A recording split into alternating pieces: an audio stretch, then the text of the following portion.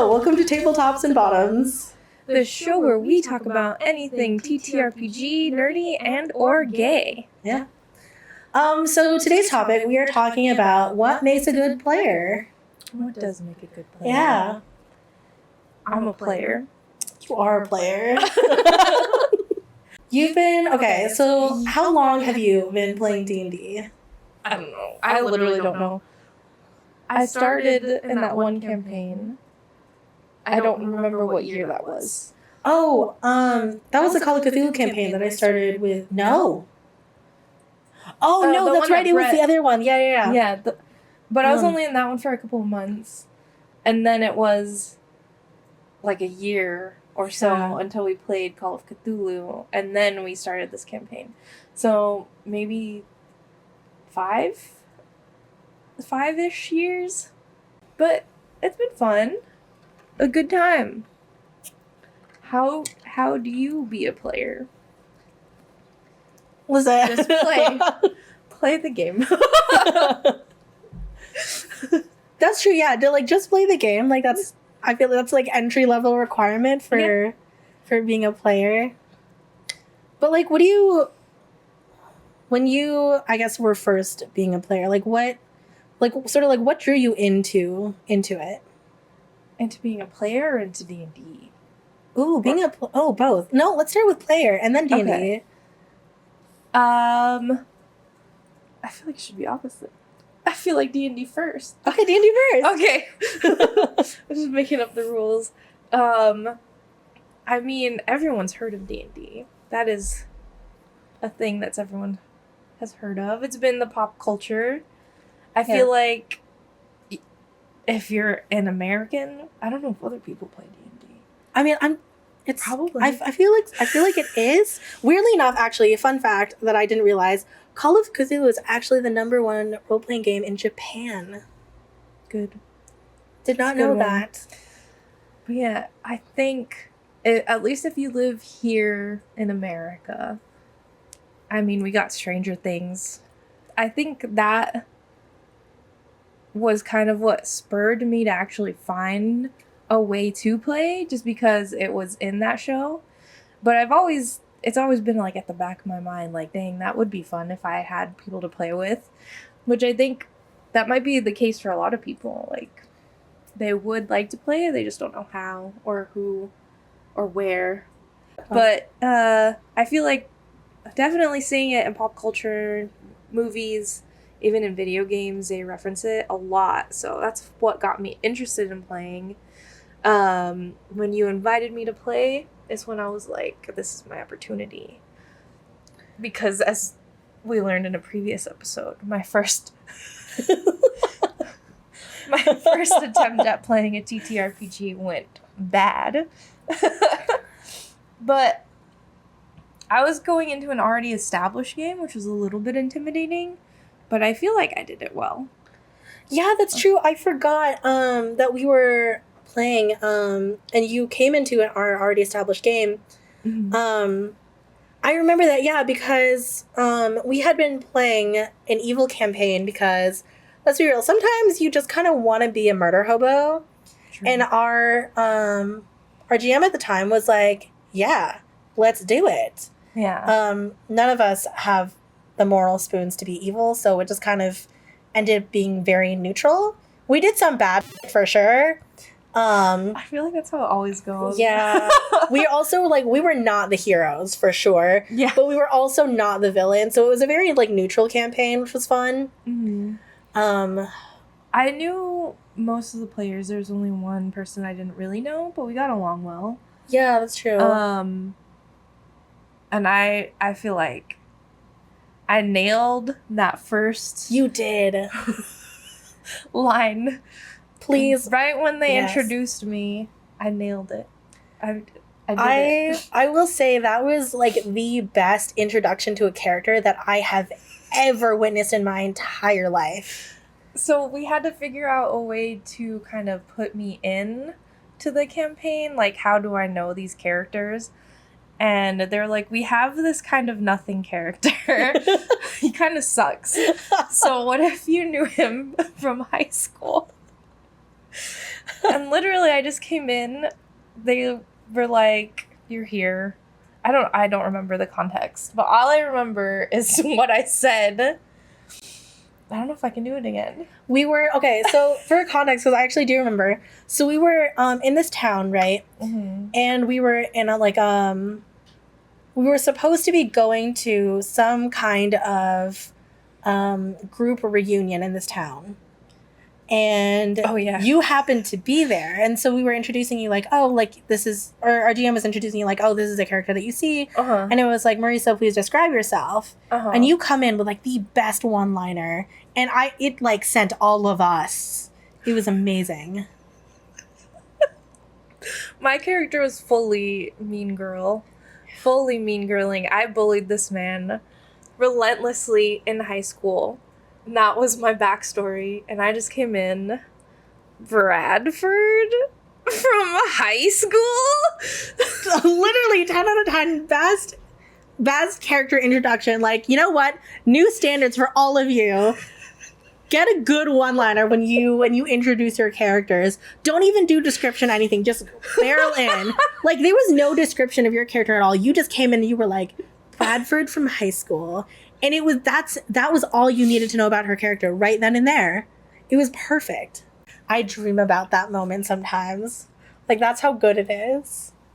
I mean, 7 years later, it still gets referenced. It does. It really does. Really good. Yeah. Wait, I had an idea, mean girl, and I embodied it. There you go. Yeah.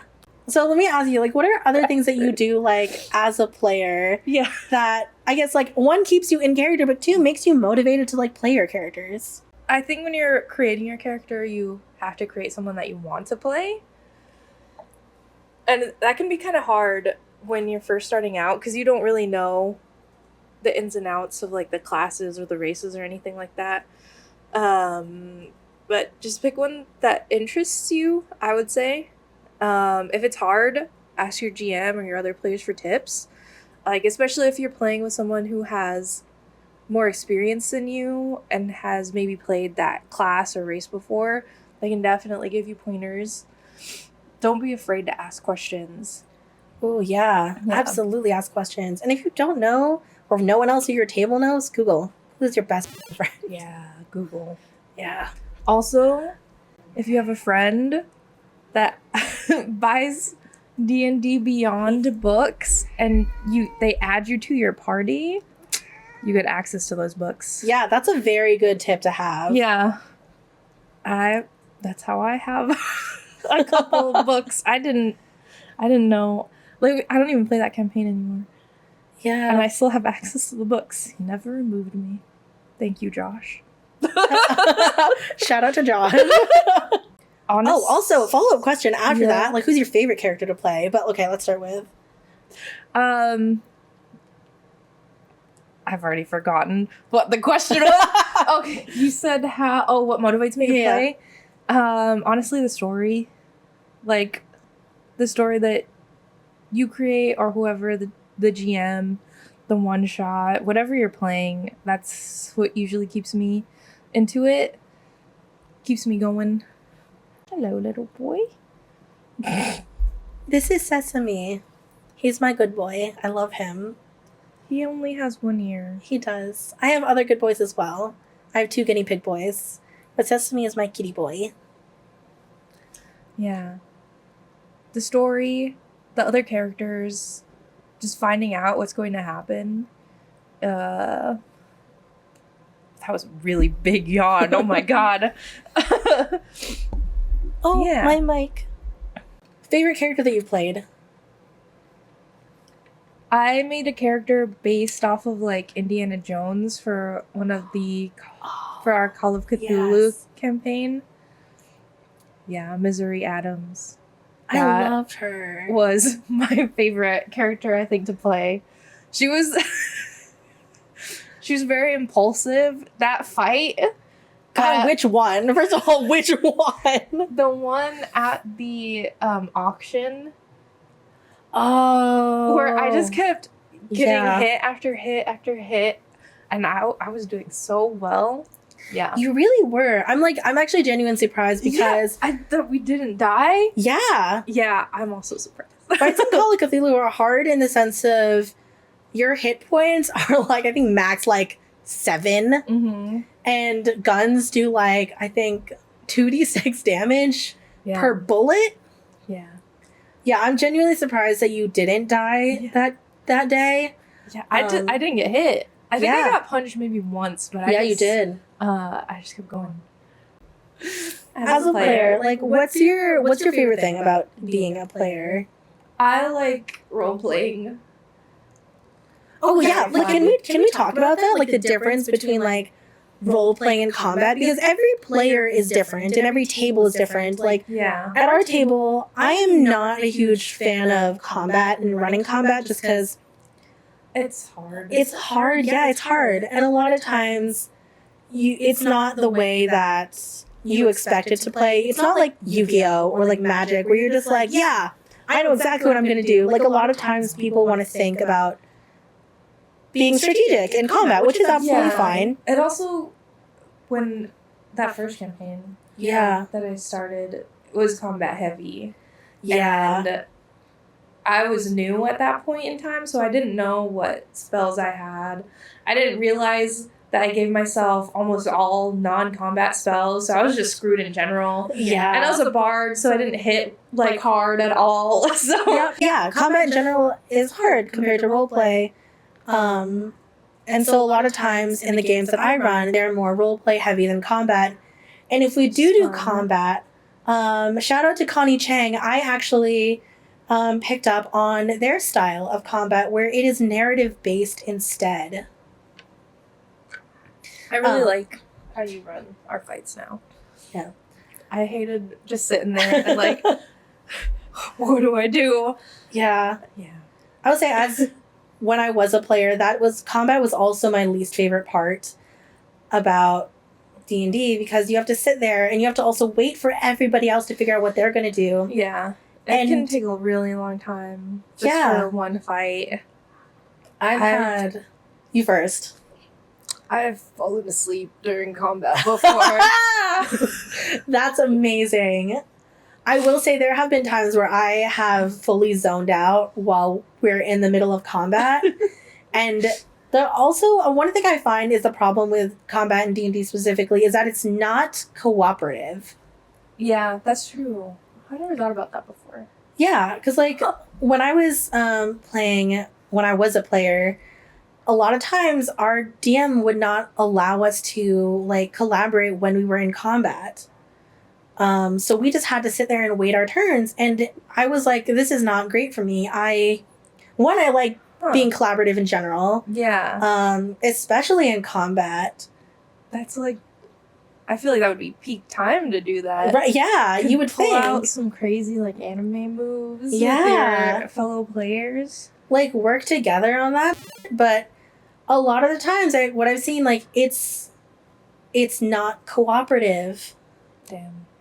Yeah, that is one aspect. Yeah, that kind of sucks. I will say, like, I've also had to sit through like a 2-hour combat session because, like, the table I was at, we had like 5 players. Yeah, and it's a lot. It's a lot. The more players you have, the longer combat takes. Yeah, and not everybody's into that. I'm not into that. If I do combat, like I said, like I have a couple things that I do. I primarily I run it very similarly to the way that Connie Chang does. But I've also implemented my own homebrew stuff into combat where I let all of you go at the same time. Yeah. And you can plan out and be collaborative about what you want to do so that when it comes down to it, like combat for us takes maybe like 15 minutes at best. Because longer than that, I'm like, okay, this is stretching on. Yeah.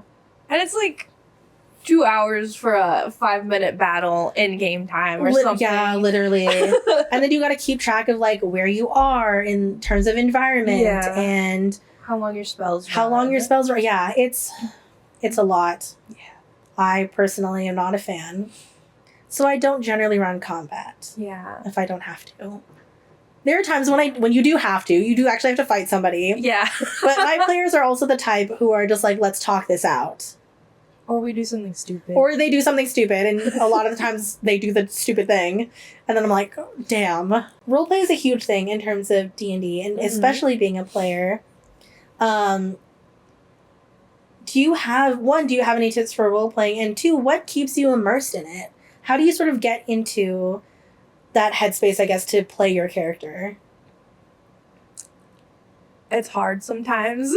Really hard. Especially if you're, like, not particularly feeling it that day. Or if you just don't have any ideas. But if that happens, I just listen. If there's something I want to say, then I'll jump in. It's okay to take kind of like a back seat if you don't really have anything to say, or if you are not sure what to do next. You can just kind of see where the story goes and then jump in where you want to or where you can. I enjoy hearing like the story and even just like hearing the others talk about something. So sometimes my characters are a little bit quiet, but I know once I want to do something, it's going to be something dumb. I feel like you have like that Sakoyama effect where like you're quiet, but when you jump in, it's like the perfect time, and you just say like gold. And it's just like, so you make it like very memorable, like when you do like I participate in roleplay. Yeah.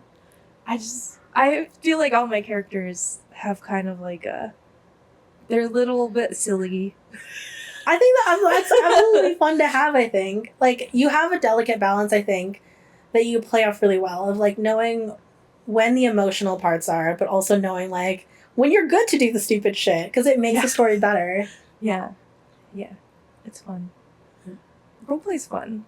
I also think if you're having a hard time, maybe watching some tabletop, Dimension 20, Critical Role, even Transplaner, I will say, is very good. I don't know that one, but I should. I'd never heard of that. Shout out to Transplaner. I will link Transplaner below. Connie Chang is like one of my biggest inspirations as a saying GM. These names, and I'm like, I also watch like a lot of indie players, like that aren't super big, but if they're playing a campaign that I think is interesting, I'll just watch for a little while and see like how they play their characters. So just for inspiration or for to get over your fear of jumping in, that's a good idea. I will say watching actual plays are very fun to do. I'm not gonna be real honest. I don't always have the attention span for actual plays. So the ones that I do watch, they are generally one shots. Yeah, that's fair. I also, I guess I should have mentioned this earlier, I listened to the Adventure Zone Balance, and that super got me into it.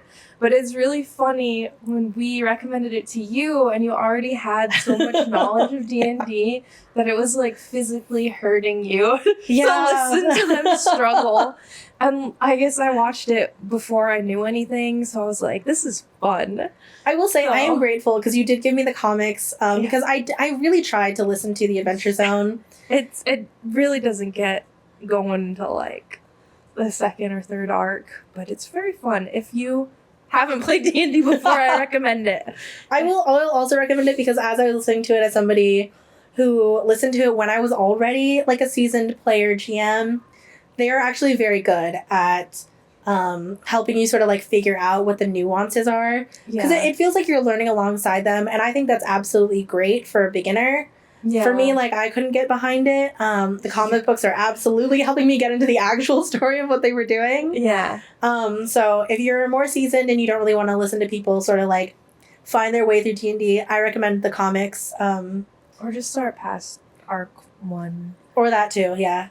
Yeah, the first little bit is kind of hard to get through, but the rest of it is really fun. And it gets to a point where they're not really playing D&D anymore because they kind of script it out, but they know where they're going, and it's fun. It's really fun to listen to in those last couple episodes.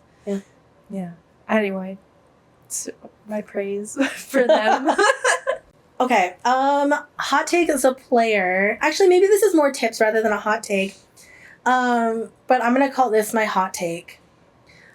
Don't have main character syndrome. Oh God. A lot of people I have witnessed have main character syndrome where they will absolutely just take over the entire table and think that they're the main character.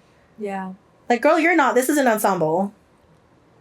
Let everybody have their moment. It's a buddy comedy. This is Yeah, it is. Yeah. That is fun. That's a good tip. But have you noticed also with us that we did not give you detailed backstories for our first campaign? I did. And then our second campaign, we were like, here's 10 pages. That is absolutely what happened. I will tell you, there's one player at our table who has given me 0 backstory, period. Really? 0 backstory.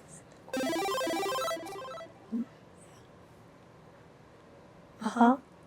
I wouldn't expect that. I didn't. I expected it to be.